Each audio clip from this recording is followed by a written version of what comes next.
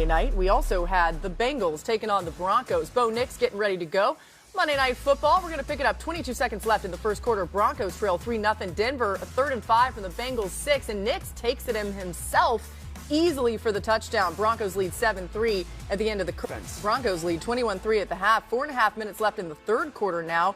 Browning sacked by Nick Bonito. They were having their way with Browning. You see Jamar Chase trying to talk to Bengals head coach Zach Taylor. Chase had a really good attitude, even though we're not seeing some of those clips here on the sideline, despite how frustrating everything was. There's Nix finding R.J. Harvey, walks it into the end zone for the touchdowns. Broncos get a big win, 28-3. Now, the Bengals blitzed Bo Nix on 9 dropbacks last night. Denver did a great job picking it up as he faced only one pressure. On those 9 blitzes, Nix went 7 for 9 for 101 yards with all 7 completions going for first downs. He averaged more than 14 yards per completion on those throws. I caught up with running back J.K. Dobbins after the win and asked him about his quarterback. What can you say about the way that this offense functioned tonight, specifically with quarterback Bo Nix? He played a very good game. We're going to keep building on it. And I know, he's had some games where he's like wondering, but it's always going to come. He's got to keep chipping away, and that's what he did. And I'm happy to see him do that tonight. You are the first 100-yard rusher for the Broncos in the Sean Payton era. What does that mean to you? That means a lot. That means a lot to me. I'm going to keep working hard. Hopefully, I can go like 150 or 200 one of these days. I couldn't do it without my teammates, though, so I'm so blessed to be here, and I love it here. What a He's great. I didn't know he was that funny. He's awesome. He also said in that interview that Sean Payton is his favorite coach. So, and I see why. They're very close. All right, Mina, do you like what you saw from the Broncos offense last night?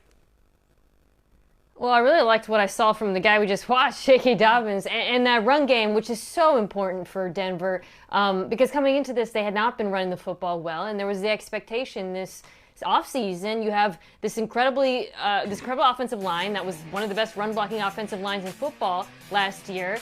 They changed up the running back room to Dobbins and R.J. Harvey, and it would take off, and it just hasn't. But in this game, he had a 69% success rate on the ground, 0 run stops. Obviously, some of that had to do with the level of competition. But it's so important, Dan, because of the nature of the passing offense as well.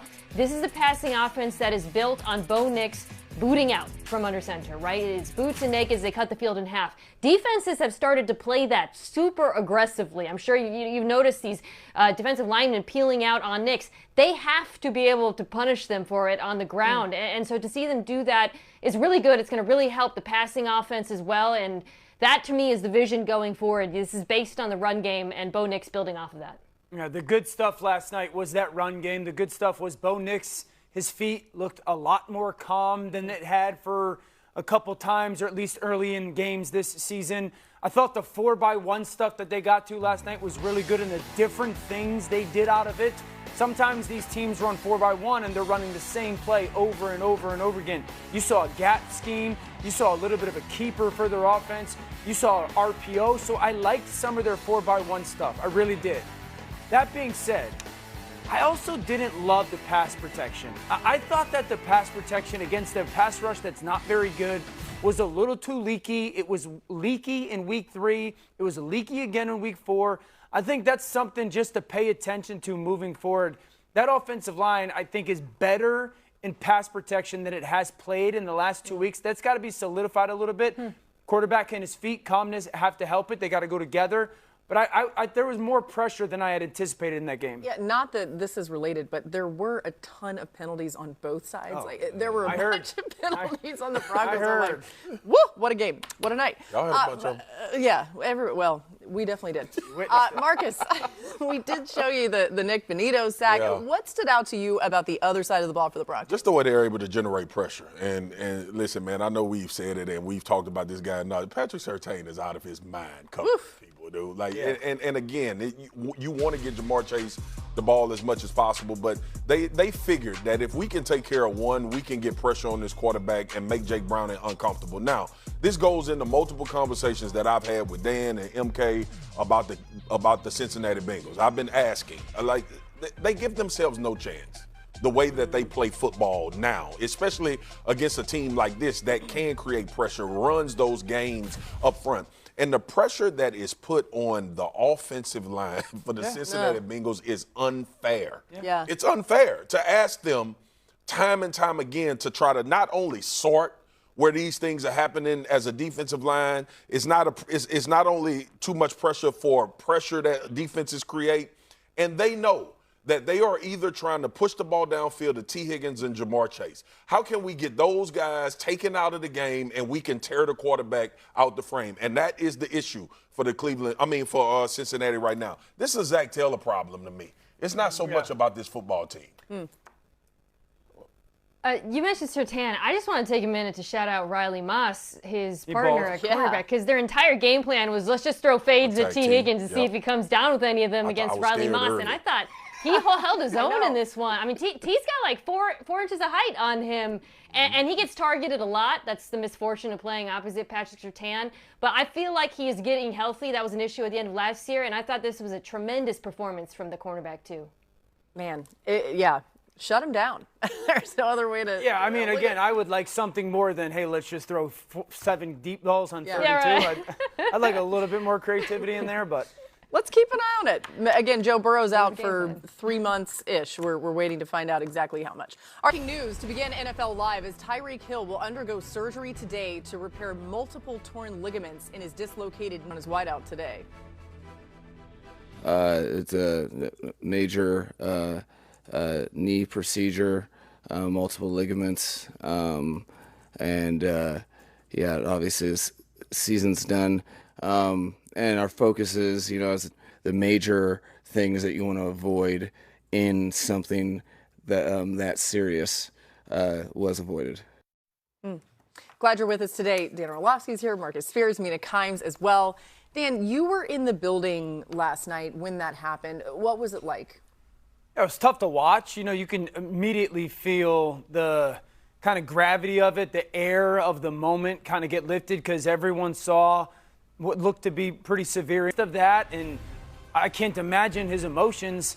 He handled himself really well. Then my thought was in the game, how does the team respond? Like, how do the teammates respond? Sometimes that could just completely distract you from one of the reasons you're there is to play a game. And I was also very impressed with the Dolphins as a team for the way that they were able to compartmentalize, play the game, and try to, at least in that moment, move forward. Yeah, they got their first win of the season and did a nice job. Marcus, we know Tyreek's impact, but when you think about it from the defensive standpoint, how much easier is it to take on that offense if he's not on the field? Yeah, they lose a lot. I mean, in your week of preparation, he is the guy that you're pointing to saying we can't allow Tyreek Hill to wreck this football game. And you try to come up with plans and schemes to keep him intact. Now, a lot of people have tried it, and they still got right knocked out by Tyreek. But I think a lot of it just is an adjustment, especially with Tua, right? You make easy throws to Tyreek, and you get explosive plays. Yeah. And you push the ball down the field, and he creates a way to take the top off of a defense to open up other areas of the football field. So you miss a lot just by him being on the field beyond his playmaking. The one thing I did like was Darren Waller got involved last night. Yeah. And I think he can become a guy that can kind of dictate some coverages and give them that same type of feel. Now, not as explosive as Tyreek Hill, but he creates a mismatch enough. I think defenses are going to have to vacate some areas of the field to try to get him covered. Yeah, I think moving forward without Hill, the offense is actually going to look like a lot similar to what we saw last night. It's all about misdirection, getting the defense flowing one way, going horizontally in the other direction. Tua was 7 for 7 on crossers. They clearly identified that against the Jets man coverage being a weakness. But 6 of those throws were not to Tyreek Hill.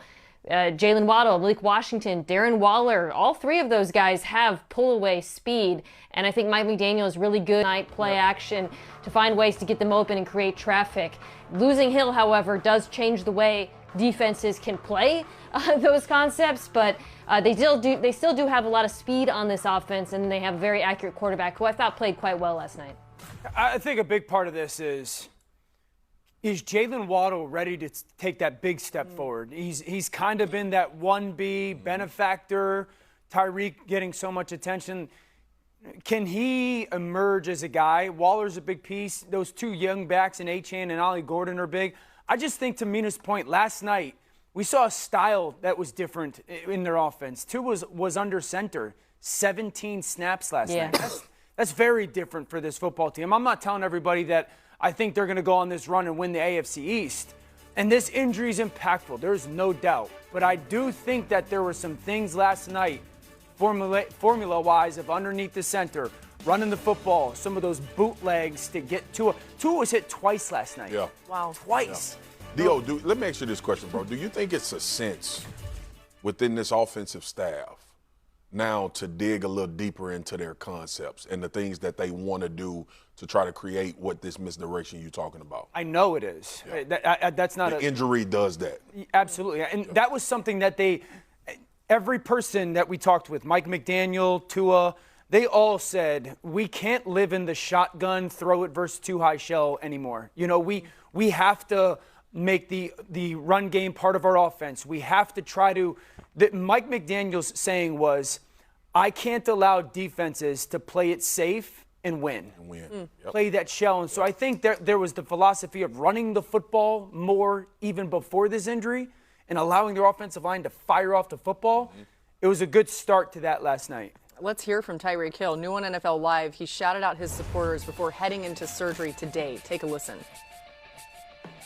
All right, guys. Tyreek Hill here, the Cheetah, about to go in for this surgery. Keep your boy in your prayers. You guys have been awesome, man. Fans Nation, just the whole entire NFL have been amazing. You know, sending me lots of love, lots of prayers, and I'm absolutely honored, man. You know, granted the situation, but I love you guys so much, and hope to see you soon. Dan, you said it. The way he's handled all of this has been commendable. All right, let's show you what happened in the game. Tua Tagovailoa and the Dolphins taking on